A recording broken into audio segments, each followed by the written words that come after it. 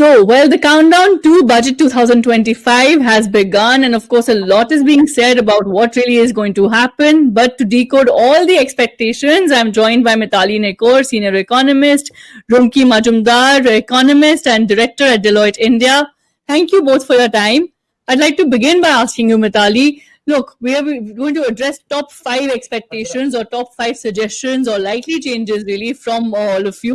The first one really that of course everyone wants to know that look, what does budget 2025, what will it have for me? Will they get, will viewers, consumers at large get the tax relief, and will growth really be on the agenda? Your first thoughts. So, Sakshi, we were discussing this last week as well. Will we see the big changes in taxation and in the tax brackets this time around? And I think over the last 10 years since I've been analyzing budgets, truly, I think every year we expect some sort of big announcement to come. But this year, I don't particularly perceive that it'll be a very big announcement. There, I am expecting some relief for the below 10 lakh bracket. That I'm definitely expecting because cost of living is at an all-time high. The government is aware that middle classes are struggling, and the amount of tax revenue that is generated from the below 10 lakh segment is of course the lowest. So therefore in this budget I do expect some announcements around tax relief for below 10 lakh. Maybe it will be completely doing away with taxes for below 10 lakh month annual income. Let's see how it turns out, but we can keep our fingers crossed and raising the exemption to 10 lakhs. Okay, keep your fingers crossed. That really is what you're expecting. Rumki, would you agree? Would you really expect that tax relief coming in this budget? Of course, a lot of really, people talking about the fact that, look, the new tax regime may be looked into far more closely. Your first thoughts? Sakshi, for having me here. Yes, consumption is a concern for the government because that kind of is the biggest contributor to GDP, and unless that kicks in, you won't see private investment coming in as well. So one of the best ways is to give more disposable income, and taxes is the one of the best ways. And as was argued, that it's a middle income class which is kind of reeling the pressure of inflation, not many employment opportunities. Real wages are stuck and pretty much stagnant. So in such a scenario, giving a tax cut would be helpful. And I think the changes will be most in the new tax regime. They won't make any changes in the new older one because they would want people to move towards the newer tax regime. But let's see what the government that's getting. But I just not. It will probably be also looking into many other ways of boosting consumption through DBTs, through creating employment opportunities, more emphasis towards manufacturing sector, which are more labor intensive. So quite a few arrows in it to fire at. So let's see if the government takes it. Right. So that's really what you're expecting on the taxation front, but also, Mitali, higher exemption limits are very, very closely being looked at. Your thoughts on that? No, so absolutely, Sakshi. I think, this is one way of doing it very simply. Like Runki very rightly said, we have to think about what is the best way in which the government sacrifices the least amount of revenue, given the overall fiscal trajectory and the fiscal deficit targets that, that have been set. We have to now move towards fiscal consolidation. We have to move towards a 3.5% fiscal debt to GDP ratio. We're currently sitting definitely higher, than the 3% limit. So, at this point in time, it becomes critical to then raise some revenue from somewhere. Now, if you're cutting taxes on your population, it becomes quite necessary to then tax on a corporate side. Maybe you'll end up raising corporate taxes. Maybe you'll end up saying, okay, you know what, my GST collections are fairly healthy, so I can give some exemptions on the income tax side. But I do expect that the lowest categories of income tax is where, the more maneuverability is there with the finance minister.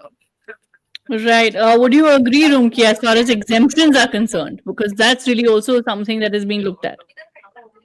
Yeah, I mean, these are one of the ways, of course, the government can boost. And as I said, there are quite a few options that the government will explore going forward, and exemption is one. But as I said, I feel that government will be very careful about how it impacts the fiscal deficit, because going forward, we have government would like to give us very steady signal to the global investors that they have control over its finances. So it would like to manage its finances better. Thankfully, the personal income tax collection has been good. It at least gives them the space to give these exemptions. So let's see where that could be a possibility. All right, Mitali, infrastructure spend, or will budget 2025 boost that now? That's another big expectation. Your first thoughts. So Sakshi, I'm an infrastructure economist, apart from being a feminist economist. So for me, I think the infrastructure spend is the most important part of this budget. I would like to highlight that one thing I really want, I don't know if it will happen, is a boost in urban infrastructure spending. So a few years ago, we had the smart cities scheme being announced. We had Amrut Yojana being announced, which was around rejuvenation of urban spaces.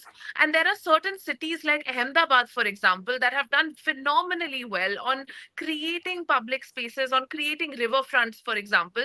And even in the Delhi government's, manifesto, they've spoken about Yamuna riverfront. And Yamuna riverfront being created. So I do think that urban infrastructure development, improving urban public transport, urban public spaces, this is critical for the next 10 years of India's growth, because we are urbanizing very fast. So I'm hoping that we can get some more outlays in the urban infra space. Transit oriented development was highlighted in the previous budget as well, so I really hope that that also comes up. But my biggest the biggest wish is to expand the clean air program, and for us to start looking at air quality as an infrastructure investment. Just as we look at water quality, supply, sanitation, we have to start looking at air quality and its supply and cleaning as an infrastructure investment. And I really feel like this is something I am really wishing that should happen in this budget. Right, Rumki, are you also giving that as a key wish list, a key suggestion then on the boost for infrastructure spend? Yes, infrastructure is must, because the fact that it creates a multiplier effect on income, jobs, asset creation, and it's a long-term investments. It has returns that kind of that is committed for several years altogether. Right? So that is one. And given the space that where private capex is not coming in the volume that we would have expected, now the government would try to keep accelerating that efforts towards building the infrastructure, which brings down logistics cost. It creates employment, and very importantly, as Mitali said that it's infrastructure, not just building roads and railways, but also making them more integrated so that they're more productive. So the last mile connectivity is built so that they can complement each other. Air quality is again very important, because if you want to retain talent, you would have to ensure that people do stay back in India and contribute to the country. And we need people. And given the brain drain that we are seeing, one of the reasons is poor quality air that they're breathing, and there's no control that they have on it. So that is something which the government should do. Again, education, health, these are some of the infrastructure, social infrastructure the government should keep, would want to plug its money in. It's just that it has fewer resources and several several such demands. We'll see how it kind of allocates its the needs and meets Right, the. allocation really. Spotlight on all the allocation really, Mitali. Trade policy changes also being talked about with regards to, of course, tackling supply chain concerns and so on, as far as also then looking into, a further boost for our exports and, of course, controlling and containing inflation. So will trade policy changes also see center stage this budget? What do you think? As So, far as tariffs Sakshi, are if you concerned, also. Yeah. So, Sakshi, if you recall, like a few years ago, we had the National Logistics Policy that was launched. And the National Logistics Policy actually is a policy which prioritizes multimodal infrastructure, essentially linking your supply, centers, which are oftentimes in tier three, tier four, or even rural locations, with urban, consumption centers and ports from where we can promote exports. So bringing down the logistics cost from 13% of GDP to 7% of GDP is one of the biggest priorities of the government. And I do expect that there will be greater investment in the logistics space, be it in warehousing, be it in cold storage and supply chains, be it in creating more and more multimodal logistics parks. I'm here at the Odisha Investment Summit, and one of the biggest announcements has been made by the Chief Minister just in our session just now, which I'm assuming will come in through us news circles very soon, is to have industrial parks dedicated for women, where women can come in and create export oriented products and use any of the five ports that Odisha has to export their products. So if more and more states are doing this, this is also going to percolate into a national policy. And I do expect, on the trade front, we will start to see a lot of trade related infrastructure investment also coming in, like these industrial parks and multimodal logistics parks. Right, very, very interesting there. Rumki, do you agree that this really could also see focus this budget? Absolutely, and given the trade policy changes that we are seeing from the West coming in, given that the possibilities of tariffs being imposed on manufactured goods, it will definitely impact our exporters. So we have to make sure that our exporters do get some cushion to deal with the uncertainties that's coming their way. Currency is depreciating really fast, which helps exports, but it also increases our import costs. We have a heavy dependence on fossil fuel, so that also we have to look into. We also have to understand how we geographically diversify our market, our export market, because we clearly understand having too much of dependence on certain regions is not good. So we need to diversify our portfolio as well. So a lot of things. I think the way we are progressing in FTAs, which countries we should collaborate with, what will be the response to the different tariffs that is coming our way, and how do we cushion our traders from the volatility we are seeing in currency, in tariffs, etc. Will be key focus in the budget, I suppose. Right, and of course, manufacturing is also very, very crucial. Mitali, will manufacturing get that much needed attention this budget? And of course, this will then boost job creation further. Absolutely, Sakshi. I mean, the production linked incentive scheme has been a resounding success. I mean, we have seen the kind of investments that are coming in and exports focused investment. I mean, just a few days ago, we spoke about how commodities like electric vehicles and Citroen's manufacturing in India. We're talking about French fries being manufactured in India. We're talking about, Apple iPhones and almost 1 lakh crore worth of iPhones being exported out of India. This would not have been possible without the PLI scheme. And when the PLI scheme came, a lot of people called it protectionist, but I think that it is meant to make India more competitive in a global marketplace. And this has also generated millions of jobs already just in the last 3 years. So I would say that the PLI scheme, we have to of course see a proper impact evaluation, but I expect the budget to increase the number of sectors that are going to be in the ambit of the PLI scheme. Some key sectors which might not have made it already. I mean, though almost 15, 20 sectors are there, but we are expecting at least, more of renewable energy type manufacturing to also come into the PLI scheme now. And the other Mhm. aspect is to look at, really the job creation that happens from the manufacturing sector. Job creation is the number one priority of this government. The election was fought on job creation. So in this budget, if there isn't a sufficient focus on job creation, and I'm not talking about internships for youth, I'm talking about good, highly skilled, permanent jobs.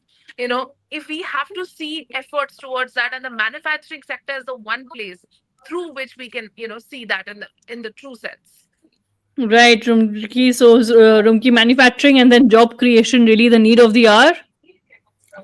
Absolutely. And see, manufacturing boost is more right now more economic sense. It makes for us to be more self-reliant, because we have realized we cannot be dependent on imports from China or any other nations where we have geopolitical issues, right? And that's where it becomes very important, like not to just go by the economic theories of Ricardo's principle of being competitive advantage, but what it makes sense to do, at least in the key strategic sectors, we need to be self-sufficient and self-reliant. So I think there I think the government will keep pushing. be it semiconductors, be it electronics, be it electricals, heavy machineries.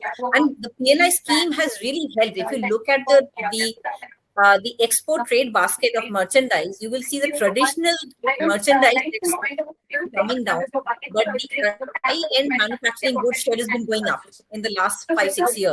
That tells you that PLI is working. It's actually helping, and a few facts Mitali also shared. From an employment perspective, yes, some of these manufacturing are capital intensive, so they may not as much add to the jobs. That's the reason why India now actually should focus on PLIs in labor intensive sectors like textile, like leather, like something which we handlooms that in India and can export, right? Plus digitization. I think that will work very well because it will bring in much more, remove the bottlenecks in the supply chain, bring in more MSMEs, will make them more efficient, help broad base the consumers for manufacturing and MSMEs. So in a way, I think digital infrastructure focusing on manufacturing will build that ecosystem that India needs right now to be self-reliant. Right. Lastly, Mitali, further social inclusion. Do you see that happening this budget? So, Sakshi, in school, we used to study this chapter on education and, why education is the critical founding principle of any economy. And of course, in the prior, last few years, the government has always prioritized skill training as well. They have prioritized Skill India. They've prioritized, short term as well as long term skilling. I feel the time has come for a Skill India reboot and for a huge amount of focus on the national education policy. Because we are seeing, in our own, like when we are hiring people, we are seeing a massive skill deficit.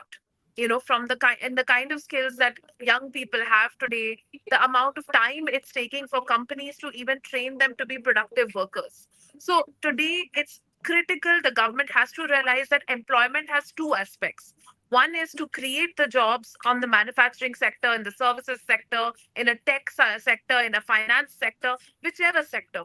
But the other side is the employability and improving people's employability through improvements in education and skill training, and to distribute those impacts across cities, not only keep them into a Delhi or a Mumbai, but to ensure that they are diffused through different cities, and improving the quality of education in different cities is now a very critical element of India's growth going forward. So I'm really hopeful that there will be a recognition of this employability aspect, and of course within that inclusion, gender inclusion, women's labor force participation continuing to be one of the biggest focus areas. I've been in WCD every day for the last few months, and we've been discussing how to enhance women's labor force participation here at Utkarsh Odisha. Also, women's labor force participation, entrepreneurship are big issues. So I think from an inclusion lens, definitely gender inclusion, but also including and creating skills across the country, very critical. Right. So, Rumki, do you agree? Really, really critical now to look at social inclusion far, far more than what we have earlier. Of course, the whole concept really of skilling and skilling for the right jobs that are available now more than ever before crucial. Absolutely. And if you notice, the government is already addressing those. In the last budget, years where women, youth, and farmers, they are kind of addressing the fact that we need to bring in more inclusive growth, make the growth much more broad based, because that will ensure a sustained consumption over the term, right? And that's why I think empowering women, giving them the opportunity, and you can see many of the policies that they're coming in with childcare at the workplace. It's STEM education for women, technology in farming. All these are different ways of the government's giving hints that they want the growth to be much more broad based. I think the trend will continue. There has to be a little more spending, I believe, towards health and education, and of course, implementing those allocations as well. So that is something which the government will have to look forward. It's just not allocation, but how is the money being utilized? Is it effective? That's something which the government should probably be focusing on going forward. Right. So the spotlight really on allocation and then implementation and of course job creation, and will tax relief really see the light of the day this budget? Thank you for sharing your expectations as well as your suggestions for budget 2025.